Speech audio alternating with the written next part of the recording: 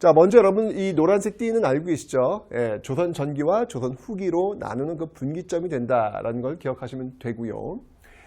이 붕당 정치, 그러니까 이게 15세기와 16세기, 조선 전기를 다시 15세기와 16세기로 나눌 수 있다라고 설명드렸잖아요, 그죠? 16세기 어떤 그 주도 세력은 바로 사림이었다. 자, 그 사림들이 이제 권력을 장악하면서 워낙 이 숫자가 많아요. 숫자가 많다 보니까 자리가 또 부족하면서 서로 자리에 차지하기 위해서 이렇게 서로 이렇게 무리지어 있는 모습들, 그래서 붕당이 형성된다라고 설명을 드렸습니다. 그죠? 사림이 권력을 거의 장악했던 시점은 언제일까? 이렇게 보면요. 대략 선조. 예, 선조 시기부터 이제 이런 그 붕당 정치가 형성되고 있다라고 보시면 되겠습니다. 자, 우리는 뭐 다 배웠습니다, 여러분들. 그죠? 예, 동인당과 서인당으로 나뉘어지게 된 그 계기는 무엇이었다? 네, 우리 배웠죠, 여러분들. 바로 예, 척신잔재. 척신잔재의 청산. 네, 그 앞에 있었던 윤원형, 뭐 윤씨, 대윤과 소윤 간의 어떤 그런 척신 세력들의 어떤 그런 과정 속에서 나오는 사화, 이들을 어떻게 처리할 것이냐, 이런 척신잔재. 동인 쪽은 굉장히 어떤 강경파고요. 서인 쪽은 온건파, 그 척신잔재에 대한 어떤 그런 처리에 있어서 입장을 주고 있었다.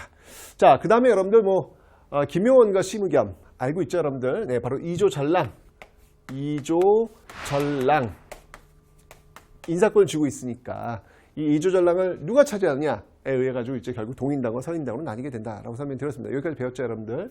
자, 그런데 이 동인당이 다시 또 북인당과 남인당으로 나뉘게 돼요. 자, 그 계기가 무엇이냐? 거기에 이제 계기를 주었던 인물들이 있어요. 그 인물들이 누구냐면 바로 정여립이라는 인물과 정철이라는 인물입니다. 아니 진짜 이게 정말 이게 무섭습니다. 네. 정철, 예.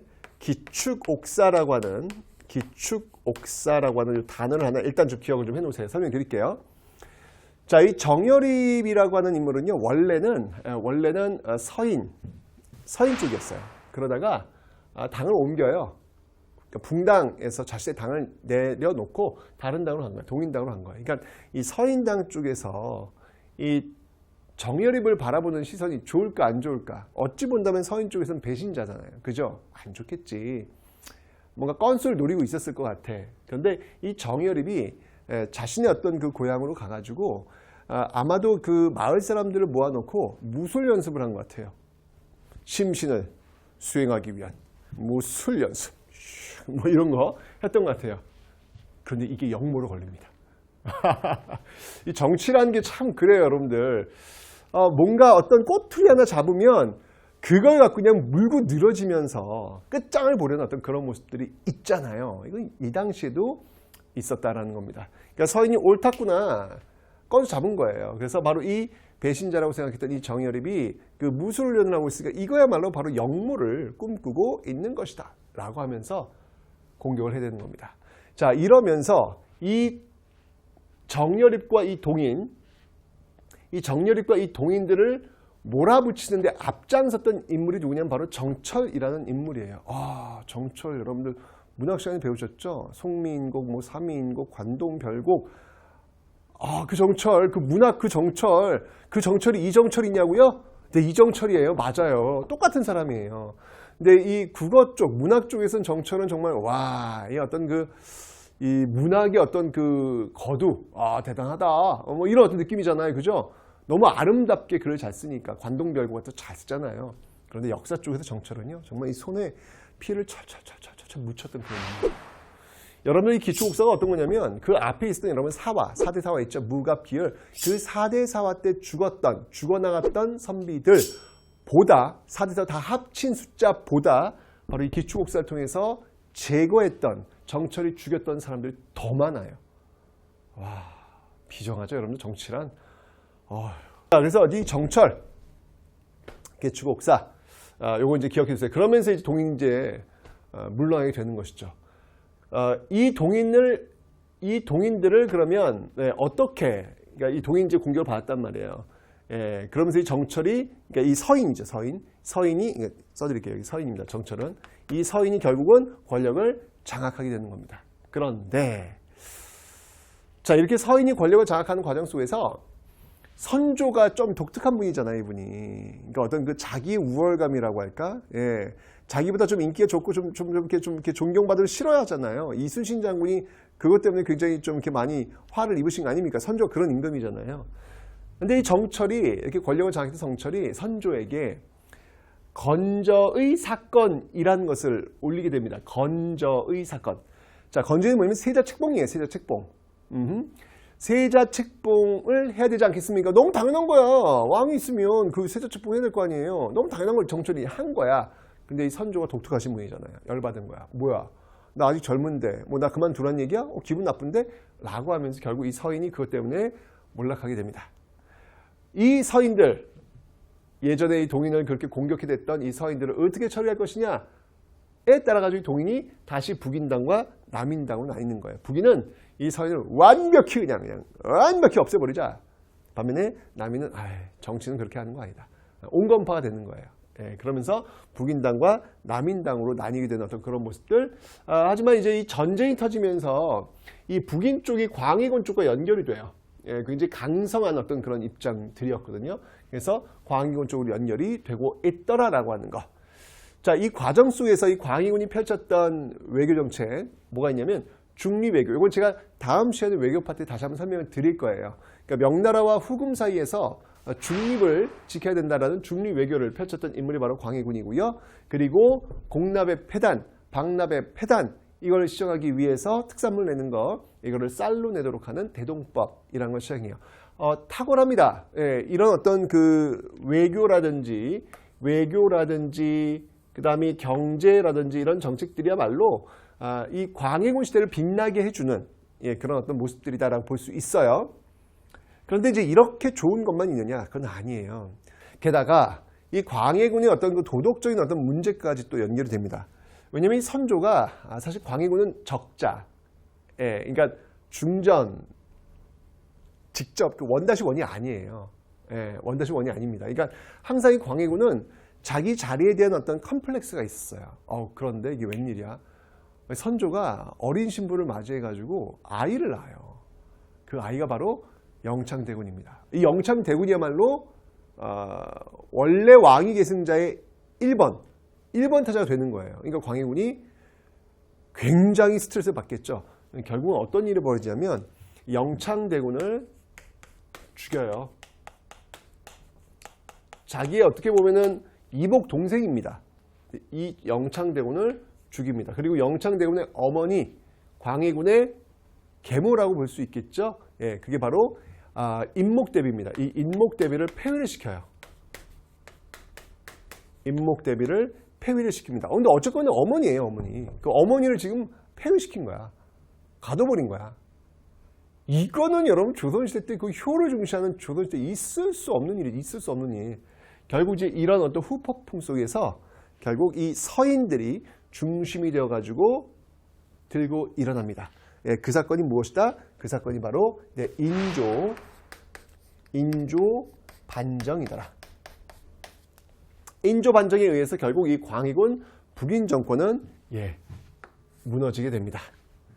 남인도 이때 이 서인과 함께 뭐 주류는 아니었지만 함께 이 광해군 북인 정권을 몰아내는데 역할을 하게 됩니다. 자, 이렇게 되면서 이제 남인과 그리고 서인 이 두 세력에 의해서 전국은 유지가 될 겁니다. 자, 어떻게 이 서인과 남인이 광해군을 패한 이후에 어떤 모습으로 전국을 유지하는지 살펴보도록 하겠습니다.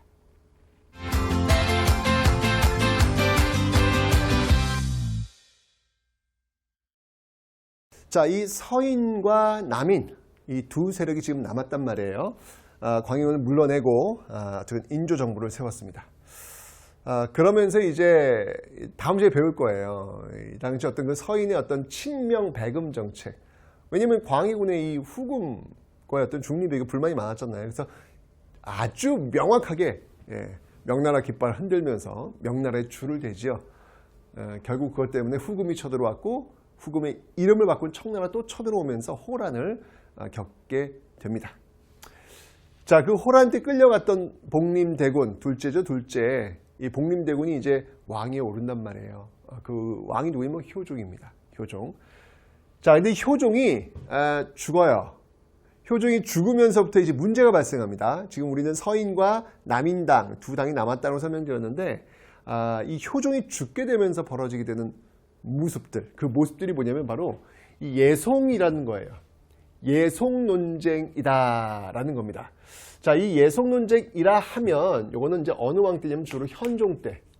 네. 바로 효종의 아들이죠.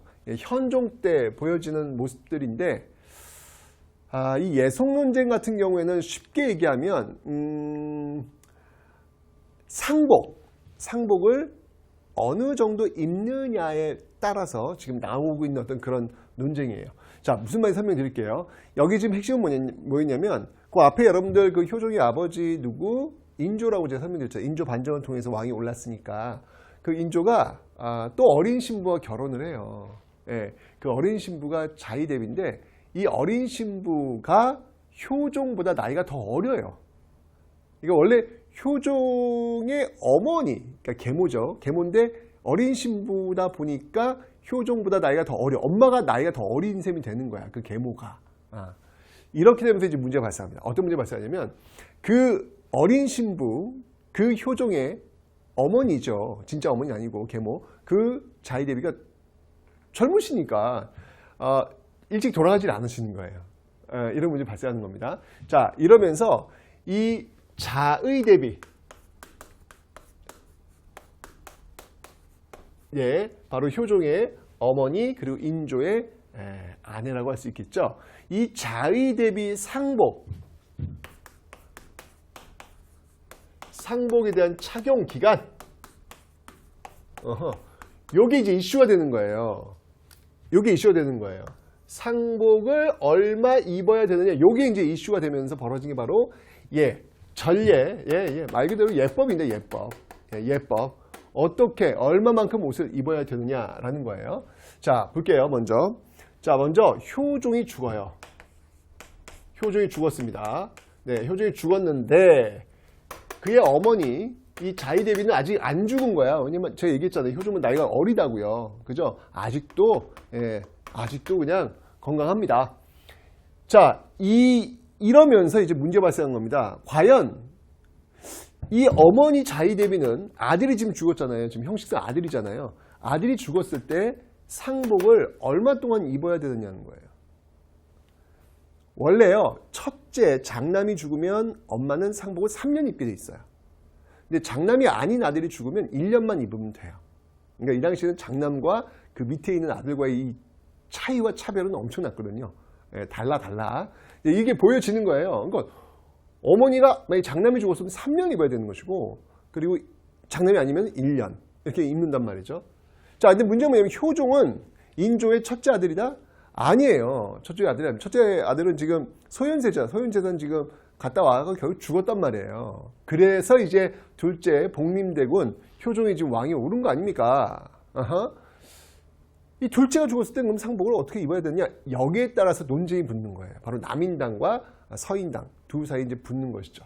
이거를 이제 어떤 예송이라고 하냐면 요 예송을 기해년에 일어났다라고 해서 기해 예송이다라고 이야기를 합니다.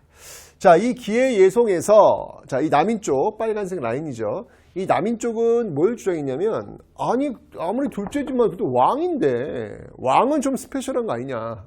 왕은 좀 특별한 거 아니냐? 왕을 첫째, 둘째로 나누는 건 의미가 없다. 이거 한나라의 왕인데 라고 하면서 장남에 준해서 옷을 입어야 된다. 그러니까 몇 년이에요, 여러분들? 예, 그렇죠. 바로 3년. 3년을 주장합니다. 3년 입으셔야 합니다. 반면에 이쪽 서인 쪽 라인은 뭐냐면 무슨 소리냐? 아니, 둘째는 둘째인데 둘째가 어떻게 첫째가 되냐? 그건 말이 안 된다. 원칙대로 가는 게 맞다. 라고 해서 여기는 1년을 주장하는 거예요. 1년을 주장하는 거예요. 이게 바로 이제 기해 예송이 되는 겁니다. 근데 이때 이제 왕위에 올랐던 인물이 지금 현종이란 말이에요. 현종이 지금 왕위에 오르자마자 이런 일이 벌어지니까 사실은 좀 어리버리한 상황이잖아요. 그죠? 이럴 때 이제 원칙대로 가는 게 맞다라고 하면서 이쪽 서인 편을 들어줍니다. 자, 기해 예송에서는 서인이 승리했습니다. 자, 여기서 이제 끝나는 줄 알았는데 이번엔 효종의 아내가 또 그 시어머니보다 먼저 죽어요. 워낙 젊으셔요, 이분이 지금. 그런지 안 돌아가시는 거예요. 자, 이번엔 이제 효종의 아내가 죽는 거예요. 효종의 아내. 이게 며느리가 죽는 거죠. 자, 효종비가 죽습니다. 자, 이렇게 되니까 그럼 과연 이땐 또 그 시어머니는 상복을 얼마 입어야 되느냐? 장남의 며느리가 죽은 경우에는 1년 입고요. 장남의 며느리가 아닌 다른 며느리는 9개월을 입도록 되어 있어요. 똑같은 논리예요. 남인 쪽은 뭐냐면 이건 진짜 왜들 이러냐. 아니 그래도 왕인데 왕은 스페셜하다는 거예요. 그래서 이쪽은 장남 대우를 해줘야 된다가 이 남인의 기조라고 보시면 돼요. 자, 이 예송을 뭐라고 하냐면 갑인예송이라고 합니다. 갑인예송 이라고 하는데 갑인예는 이렇다는 얘기죠. 그래서 이 남인은 1년 주장합니다. 장남에 준해야 된다. 끊임없이 아주 본질적으로 준비하고 있죠. 반면에 현종 같은 경우에는 반면에 이 서인 같은 경우에는 원칙대로 갑시다. 첫째가 아닌데 어찌하여 첫째로 대접할 수 있겠습니까? 이런 경우 9개월 가야 합니다. 9개월 가야 합니다. 자, 이렇게 이제 들고 나온 거예요. 자, 이제 이걸 이제 결정을 해야 되는 왕, 현종. 사실 맨 처음에 즉위하자마자, 그러니까 지금 이게 효종이 돌아가시면서 자동으로 이 현종이 지금 왕에 올라온 거잖아요. 아들이니까. 그죠? 이때는 처음으로 왕이 올라오니까 사실 뭘 주장하기 좀 그랬던 것 같아요. 근데 이쯤 되니까 현종 입장에서 좀 괘씸한 거예요, 서인이. 지금 서인 입장은 뭐예요? 왕이나 사대부나 똑같다는 거예요. 사대부의 원칙에 의해서 가면 된다는 이야기입니다. 그죠? 반면 남인은 그렇지 않다는, 똑같지 않다는 거예요. 왕은 스페셜하다는 거예요. 왕한테 이런 어떤 규정들을 들이밀지 말라는 이야기잖아요. 왕 입장에서 여러분 누가 더 의견이 좋겠어요? 당연히 남인이죠. 서인 기분 나쁜 거야. 그러니까 최종적으로 예송 논쟁의 승리자는 바로 이 남인, 남인 쪽의 승리를 거두게 되더라라는 겁니다. 자, 이게 바로 예송 논쟁이에요. 자, 이렇게 해서 이 남인이 권력을 좀 장악하면서 가는 듯 했는데, 이제 이게 환국정쟁이 오네. 이 환국정쟁은 요거 이제 숙종 때예요. 숙종 때. 숙종 때인데 이 환국정쟁은 이 숙종이 어떤 그 왕권 강화, 이 왕권 강화를 위해서 활용이 되었고, 그리고 환국은 여러분들 그 결과 일당 전제, 일당 전제, 한 당이 모든 권력을 장악하는 거예요. 그러니까 이 당시는 비록 서인이 먼저 잡고 남인이 권력을 장악했지만 그렇다고 상대방을 완전히 몰아내거나 그런 건 아니었어요. 근데 이 환국 단계로 오면 네가 죽어야 내가 사는 거예요. 이런 어떤 의식들이 팽배해지는 게 바로 이 환국 정쟁의 모습이더라라는 거예요. 그 과정에서 숙종은 권력 몰아주기 하면서 왕권을 무한대로 올리게 되는 그런 모습을 보이고 있습니다. 조선시대 가장 강력한 왕권을 구가했던, 그러면서 이렇게 권력을 몰아주는 거야. 자, 이번에는 서인당, 자, 이번에는 남인당, 이번에는 서인당. 이러니까 서인 남인은 그냥 숙종 눈치만 보는 거예요. 살아남으려면. 이게 바로 환국정쟁이라는 겁니다. 환은 뭐냐면 바꾼다는 거, 환기시키다, 바꾼다는 거예요. 뭐를? 국면을 그냥 확 바꿔버리는 거예요. 스무스하게 부드럽게 가지고 확 바꿔버리는 거예요. 이걸 바로 환국정쟁이라고 하는 건데, 얘가 이제 숙종 때 자주 있는 어떤 모습들이었죠. 자, 어떤 것들이 이제 볼게요. 자, 먼저 예송을 통해서 권력을 장악했던 남인이 있다라고 설명을 드렸는데, 이 남인이 결국은 환국정쟁 과정 속에서 쫓겨나요. 이게 뭐냐면 바로 경신환국이라는 겁니다. 경신환국. 이 경신환국 때 결국은 남인이 쫓겨납니다. 자, 그러다가 이 남인, 쫓겨난 이 남인이 기사회생을 해요. 이게 바로 기사환국이에요. 기사환국. 이때 이제 이 서인은 축출될 수밖에 없는 것이죠. 그러다가 이 남인 쪽과 연결되고 있는 인물이 누구냐면 여러분들 여러분 아마 잘 아실 거예요. 바로 장희빈. 장희빈이 이제 이쪽과 연결이 돼요. 이쪽과 연결이 됩니다. 장희빈이 이쪽과 연결이 되는 거예요.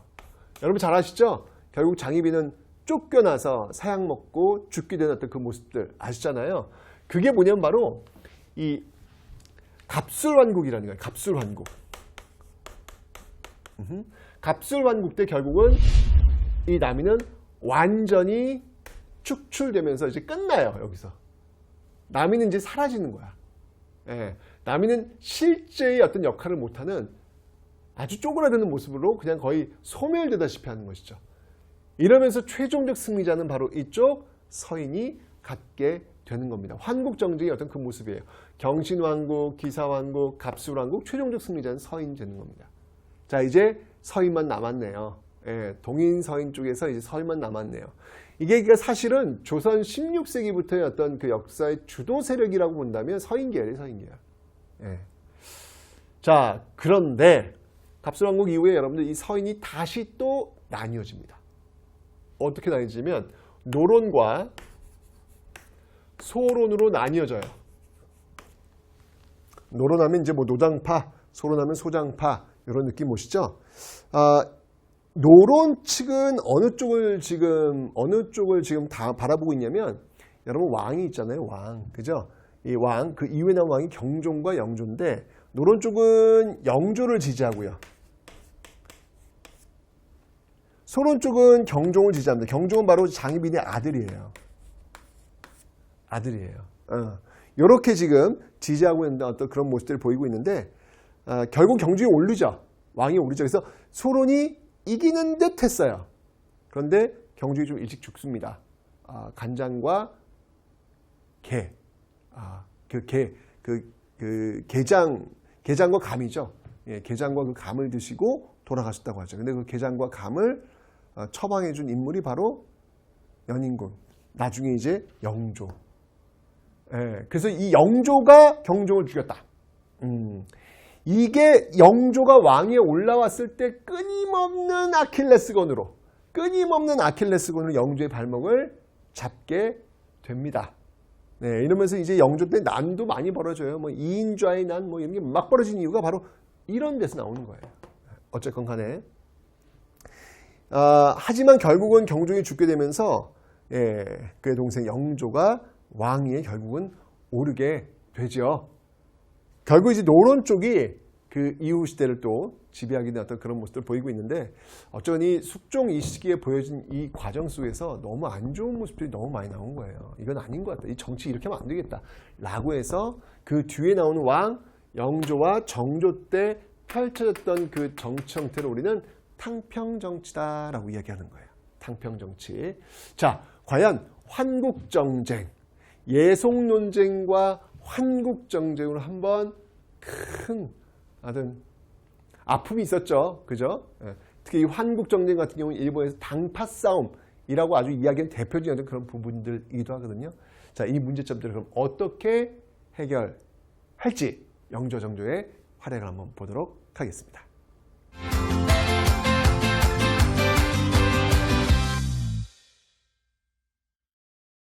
자, 이게 정말 이 홍역을 겪었던 이 환국정쟁. 자, 이제 이 문제를 해결하기 위해서 탕평정치가 따당 하고 시작이 됩니다. 자, 영조의 탕평정책 한번 어떤 것들인지 한번 볼게요. 자, 먼저 방법 살펴볼 거고요. 어떤 방법으로 탕평했는지 볼 거고요. 그 다음에 이제 정치, 경제, 그 다음에 사회, 문화면에서 어떤 정책들을 펼쳤는지 살펴보도록 하겠습니다. 먼저, 자, 이 탕평정치의 어떤 그 방법 중에서, 이 영조는 일단, 너희들, 똑바로 들어. 이제부터는 파 나누지 마. 당 나누지 마. 다 하나야, 하나. 라고 하면서 딱 그 비서까지 세워요. 성균관대학교, 성균관에다가 비서까지 세웁니다. 그 비석이 바로 탕평비라는 거예요. 탕평비 세우시고, 그 다음에 이 탕평의 어떤 그 방법은 뭐였냐면요. 이걸 완론탕평이라고 그래요. 완론탕평. 이 완론탕평이라고 하는 건 뭐냐면, 그러니까 붕당 자체를 인정하지 않는 거예요. 붕당 자체를 인정하지 않고 골고루 섞어가지고 정치를 펼쳐나가는 그런 모습들이겠습니다. 붕당 자체를 인정하지 않는 그런 방법들로 가고 있다는 것이죠. 반면에 정조 같은 경우는 좀 달라요. 정조 같은 경우는 어떤 탕평을 주로 했냐면 정조는 준론탕평이라는 걸 합니다. 준론탕평. 이 준론탕평이라고 하는 건 뭐냐면 왕이 중재 역할을 해서 명확하게 시시비비를 가리는 거예요. 그러니까 당을 인정해요. 여기는 붕당을 인정합니다. 붕당 인정합니다. 인정합니다. 인정하고 그럼 너희들 이야기도 들어보고 니랑 얘기 들어볼게. 들어봐요.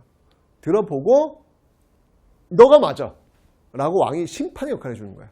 붕당들이 정신 똑바로 차려야 돼요. 책임 정치. 그러자면 바로 그냥 정의와 지적들 나오니까. 그죠? 이런 모습들이라는 거 기억하시면 되겠습니다. 자, 이제 영조와 정조 좀 따로따로 나눠서 정치, 경제, 사회, 문화 어떤 것들인지 한번 볼게요. 자, 우선 영조는요, 기본적으로 이 산림, 아까 송시열 같은 인물 있잖아요. 예, 산림을 인정하지 않아요. 산림을 인정하지 않아요. 뭐 그렇겠죠. 나보다 나이 많은 사람 나와봐. 이러니까 뭐 산림 인정하겠습니까?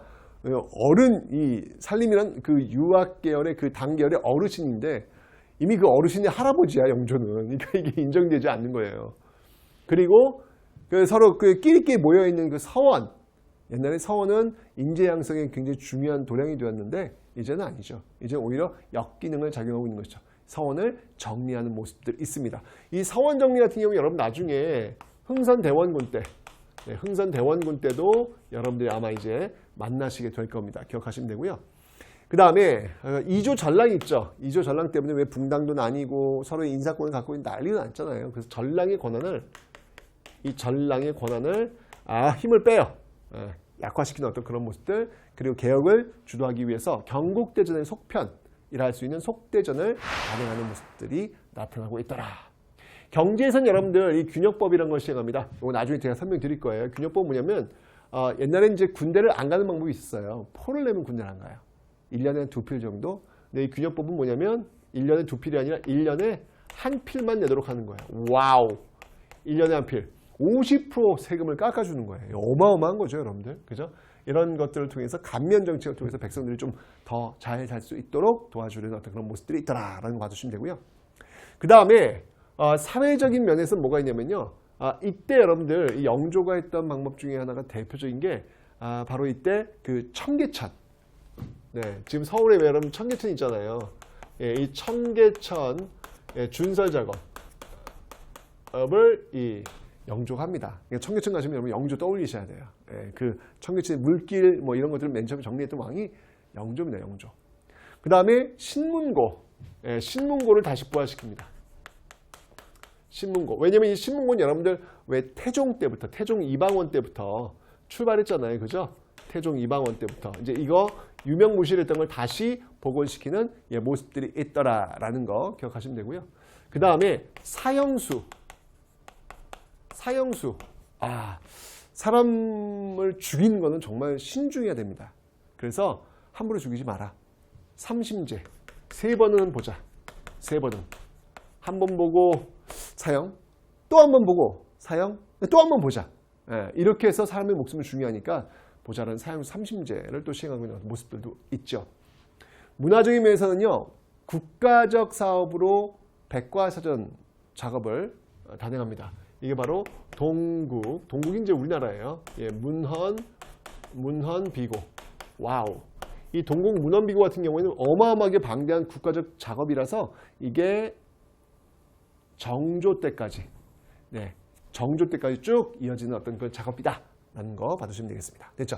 할아버지는 진짜 이렇게 아주 뭐 엄청나게 정치를 잘했습니다. 예, 그러니까 그 손자도 굉장히 부담스러웠겠다는 생각이 들어요. 근데 잘 따라와요. 워낙 정조 똑똑해가지고 잘 따라옵니다. 자, 근데 어쨌건 이 정조는 이 노론과의 어떤 그 대립구도. 정조는 왕위에 올라올 때 딱 한마디로 얘기하면서 올라오거든요. 나는 사도세자의 아들이다. 이거는 거의 선전포고야. 예, 노론할 때. 너희들 우리 아버지 죽인 거 내가 잘 알고 있어. 그 아버지 아들이 나야. 정신 똑바로 차려. 라고 이야기하면서 즉위식에 올라왔던 인물이 바로 정조예요. 자, 이 정조는요. 그 왕권을 강화시키기 위해서 이 정조가 제일 썼던 말이 뭐라 제가? 공부 좀 해라, 공부 좀 해. 이거였잖아요. 그래서 이 정조는 규장각이라는 걸 만들어가지고 아예 신하들을 데리고 와가지고 앉혀놓고 자기가 가르쳐요. 거꾸로야. 원래는 경연을 통해가지고 홍문관 경연을 통해가지고 신하들이 왕을 가르치는 모습이었잖아요. 그런데 정조 때 오면은 거꾸로예요. 왕이 신하들을 앉혀놓고 가르쳐. 이걸 뭐라고 하냐면 야 진짜 대박이야.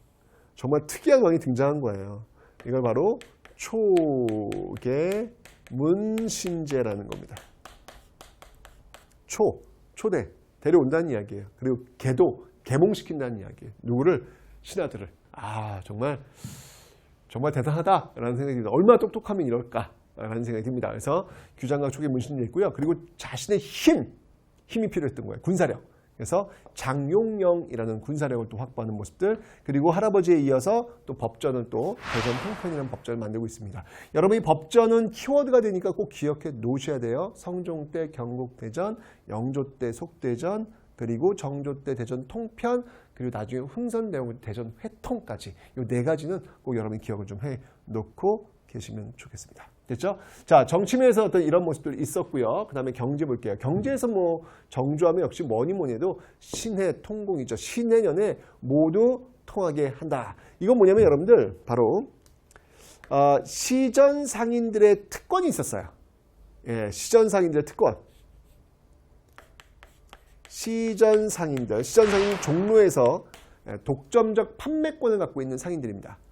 예, 그들이 갖고 있었던 금난전권,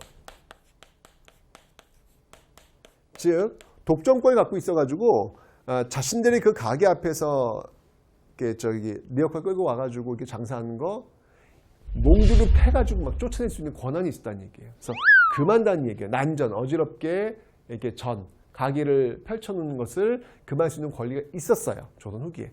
그런데 이걸 정조가 없습니다.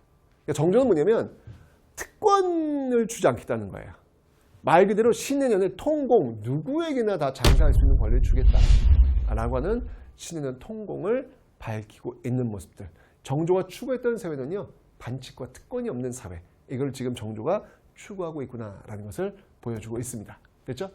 그리고 사회적으로 본다면 이 지방에서 말이죠. 지방 살인들이 여러분 서원, 향약, 또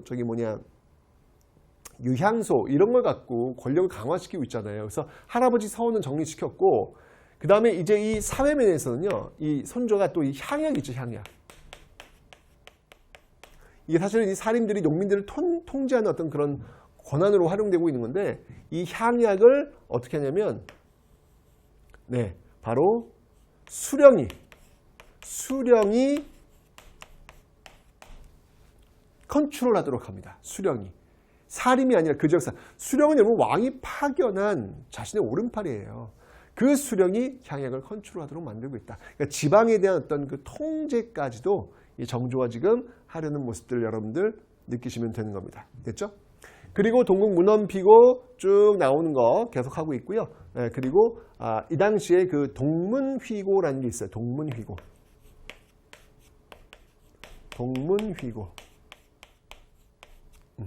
요거는 이제 그 대외 관계를 또 정리한 그런 내용이 되겠습니다. 밑에 제가 적어 드릴게요. 이 동문휘고라고 하면 요거는 대외 관계를 정리해 놓은 그런 저서가 되겠습니다. 그리고 이제 문화파트에서 이 정조하면 빼놓을 수 없는 것, 자신의 아버지의 어떤 명예를 회복시키기 위한 조처, 그리고 또 새로운 어떤 그 꿈을 또 펼쳐내는 어떤 그런 도시, 바로 수원화성.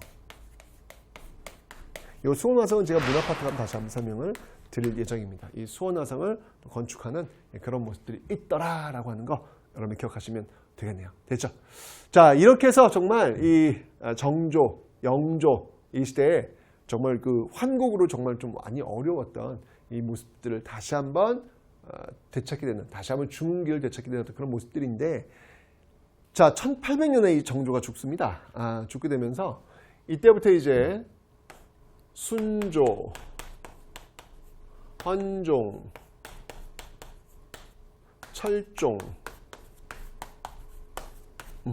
이렇게 이어지게 되는데 이 시대를 우리는 세도정치다라고 이야기합니다.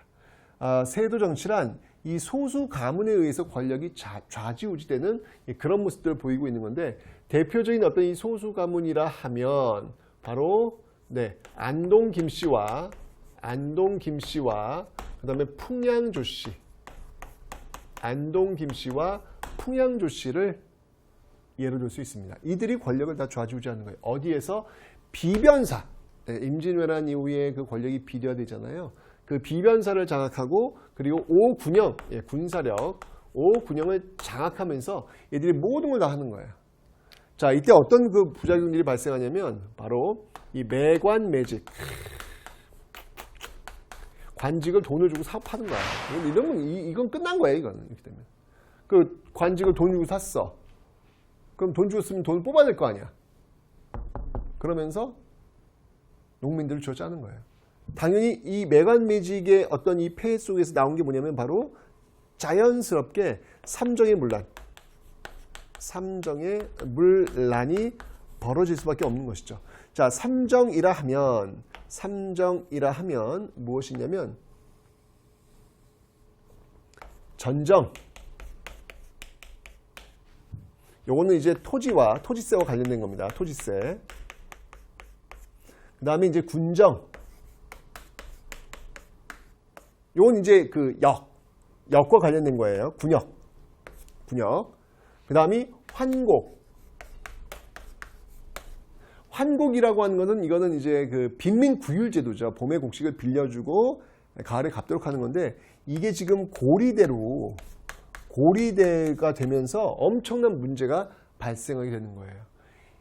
이러니까 이 19세기는 뭐 정조사후에 그냥 난리가 나는 거야, 난리가. 이때는 거의 뭐 밀란의 시대, 이 19세기는 밀란의 시대다라고 할 정도로 정말 썩을 대로 썩은, 이제 조선 왕조 500년은 이제 끝나가는구나 라는 게 느껴질 그런 모습들이 지금 나타나고 있다는 얘기예요.